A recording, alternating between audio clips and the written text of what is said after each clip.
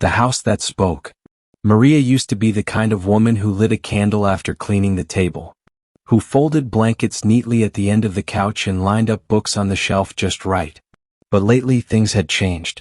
At first it was small, an unwashed mug left in the sink, socks on the floor, mail unopened for a few days.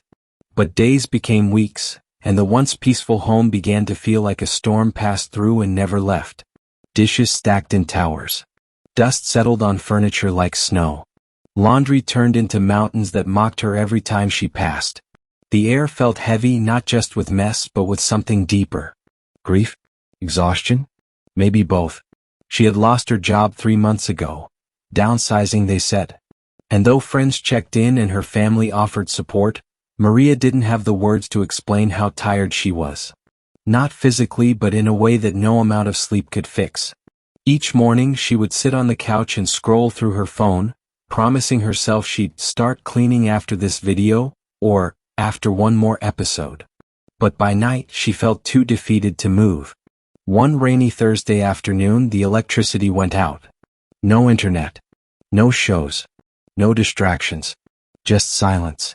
She sat in that quiet house, surrounded by dishes that hadn't been touched in days, and felt embarrassed. Not because of the mess, but because of how much she had let herself go. She stared at the floor. Crumbs. Hair. Dust. Memories. It wasn't just dirt. It was a trail of everything she had avoided. Slowly she stood up. No music, no motivation video playing in the background. Just the creak of the floor beneath her and the rhythm of rain outside. She picked up a broom. At first it felt pointless. What difference would sweeping one corner make in all this chaos? But she did it anyway. Then she vacuumed. Then she tackled the dishes, slowly, methodically. The sponge in her hand became something more than a tool. It was a way of reclaiming control. Halfway through scrubbing the sink, Maria broke down. Tears spilled from her eyes, mixing with the soapy water. She didn't know why she was crying.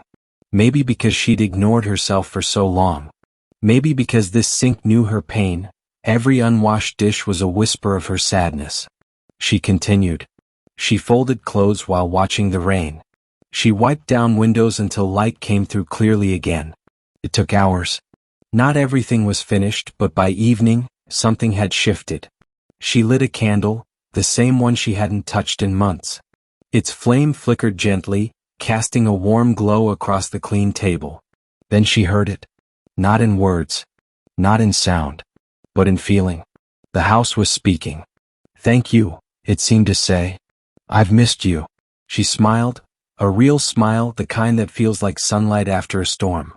That night, Maria slept early, wrapped in freshly laundered sheets. Her body rested, but her soul was finally starting to breathe again. Sparkle's moral of the story.